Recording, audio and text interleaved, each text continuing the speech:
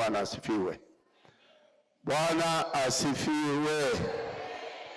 Basi ndugu zangu, katika maneno haya tunaona jambo kubwa sana hapa, ni kutokuamini na kuamini. Jambo kubwa sana katika waraka huu mzima ambao katika maneno mazima haya ambayo tumesoma, jambo la muhimu sana ambalo tunajifunza hapa ni kuamini na kutokuamini. Tunaona Yesu katika maisha yake yote ya Injili aliweza kuwahubiria wanafunzi wake habari za kufa na kufufuka kwake. Aliwahubiria kwa muda wa miaka 3.5. Kila siku alitembea na hawa 12. Wote alitembea nao, alifanya ishara, alifanya miujiza, na tunaona kwamba Yesu aliwaambia mara kwa mara katika matukio fulani na katika matukio mengi kwamba yeye atakufa na kufufuka. Ndugu zangu, mtu akikwambia nitakufa nifufuke, ni ngumu sana hilo mlielewe. Kwa nini? Kwa sababu kwa kitamaduni wa kibinadamu, mwanadamu hufa harudi. Mwanadamu hufa harudi. Lakini hapa Yesu anasema nitakufa na nitarudi. Kwa lugha nyingine, mimi nikifa baada ya siku 3 nitarudi. Hilo lilikuwa gumu kwa wanadamu kuweza kulipokea na kuona kwamba kweli Yesu atarudi. Akifa kaburini tukamzika, atafufuka. Ilikuwa ngumu sana, lakini aliwaambia na akawaambia na akawaambia miaka 3.5 akiwaambia. Ndugu zangu, neno la Mungu halisemi uongo, na Yesu kama Mungu au mwana wa Mungu hakusema uongo. Alisema kweli tupu, na kama alivyosema kwamba yeye atakufa na kufufuka, ni kweli akafufuka. Na alipofufuka akaja kwanza kwa wanafunzi wake, akatokea. Walikuwa wamefunga nyumba, wamejifungia na wana hofu. Unajua ndugu zangu, huku duniani kumejaa hofu sana. Duniani kumejaa hofu sana. Kwanza tuna hofu ya maisha, mbali na mambo mengine.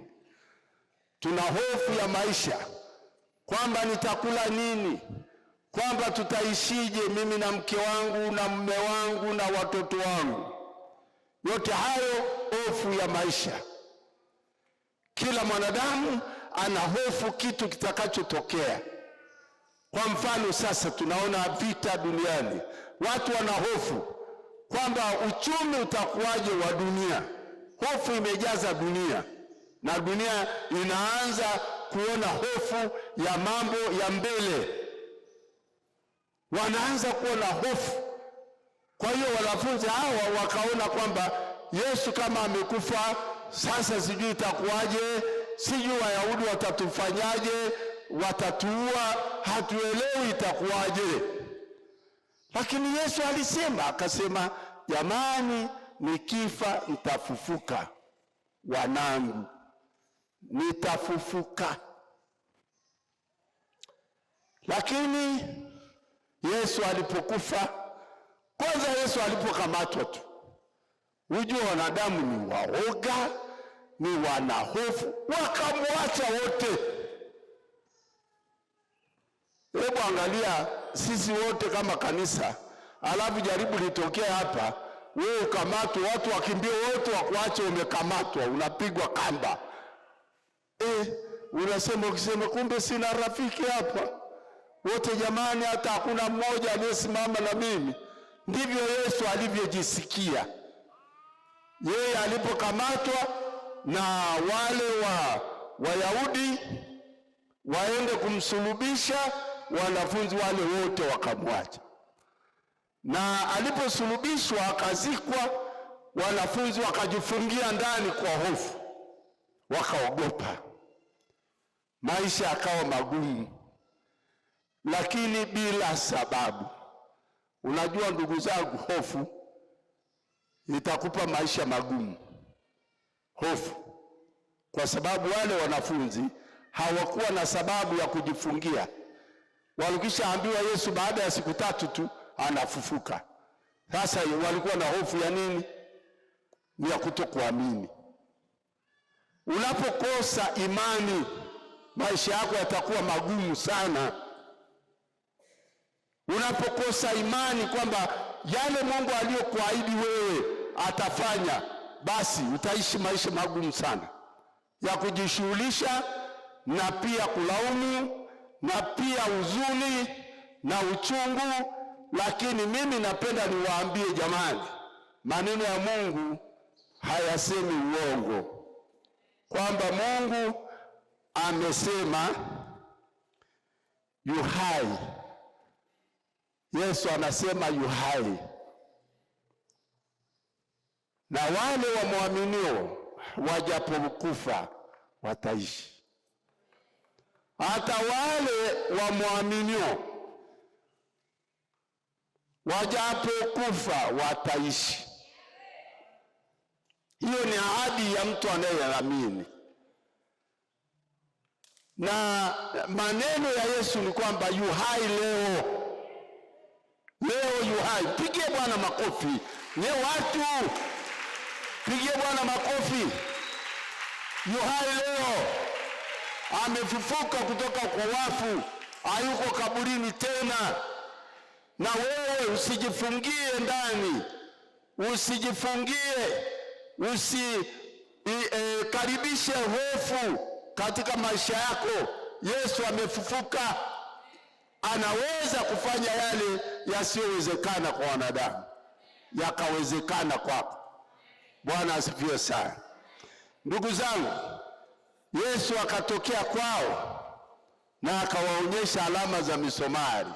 Na baada ya kuwaonyesha alama za misumari katika ubavu, katika miguu, katika mikono, akawaambia amani iwe kwenu, amani iwe kwetu, amani iwe kwako. Ni neno la Mungu. Ndugu zangu, una haja ya kukaribisha hofu katika maisha yako kwa sababu yoyote? Hakuna sababu.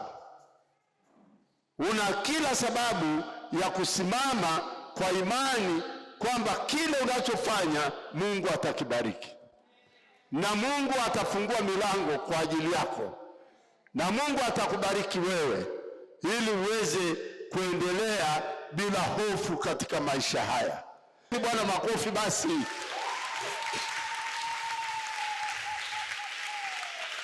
Haya, ina maana kwamba leo mahitaji yako yote Bwana atakupa. Mahitaji yako yote, kama Bwana aliweza kwenda na kuwafuata hao ambao watu walikuwa wameshughulika siku nzima bila mafanikio, na akawafuata akawapa neema wakafanikiwa. Sasa na sisi tunaweza asubuhi ya leo tukapata neema hiyo ambayo mitume walipata, na ninyi mnaweza kupata asubuhi ya leo. Bwana asifiwe. Wangapi wanataka neema hiyo ambayo Bwana aliwapa wanafunzi wake wakati walipohangaika, wakahangaika katika kushughulika usiku kucha, lakini Mungu kwa upendo wake, leo umekuja hapa kanisani hapa, umekuja na Mungu kwa upendo wake anakutazama kwa upendo asubuhi ya leo, ili aweze kukuhudumia na zile shida ulizokuwa nazo jana usirudie tena leo. Usiwe nazo tena leo na kesho. Uwe mtu ambaye ni mtu ambaye anatangaza miujiza ya Mungu. Bwana asifiwe. Unatangaza miujiza ya Mungu. Kwa hiyo inua mikono yako juu asubuhi hii ya leo, na ningependa kwamba Mungu akuhudumie. Sema amen. Sema kwamba Mungu atakuhudumia, na Mungu anapenda kukuhudumia leo, Na ndugu zangu wapendwa, tunapenda kwamba Mungu akupe kile unachokipenda. Leo napenda nikuhakikishie, leo aliye katika soko la Samunge, Ngarenaro, wapi, Kariakoo, wapi, hata kupita.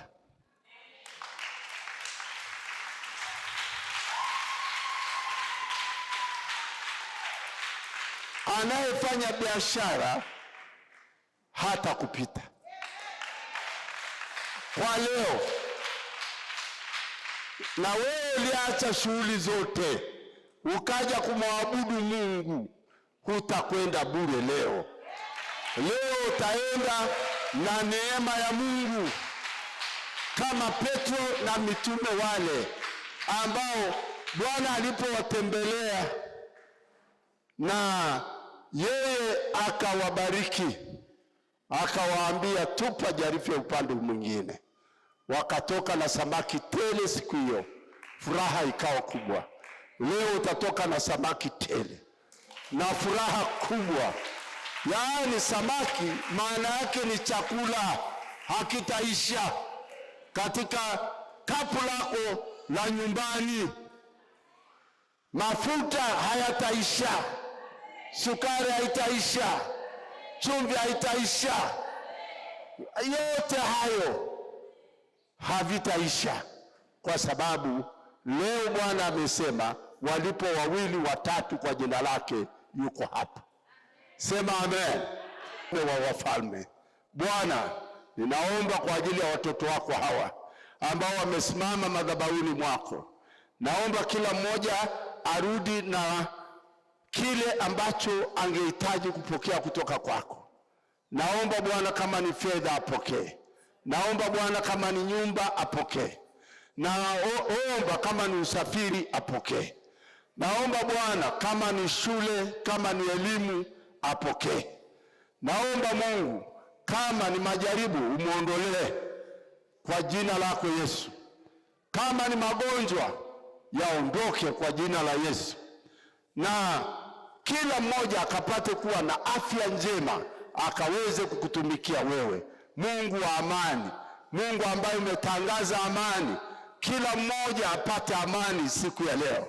Wale ambao hawana furaha wakapate furaha kutoka kwako.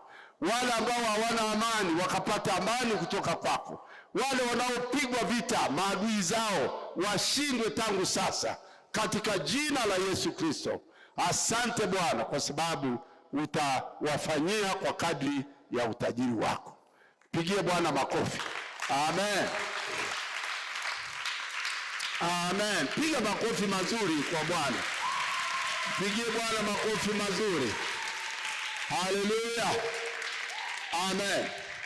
Basi nasema hivi, mgonjwa amepona, ambaye anahitaji fedha amepokea, anayetaka usafiri amepata, anayetaka nyumba amepata, aliye na majaribu yameondoka, aliye na vita maadui zake wameshindwa.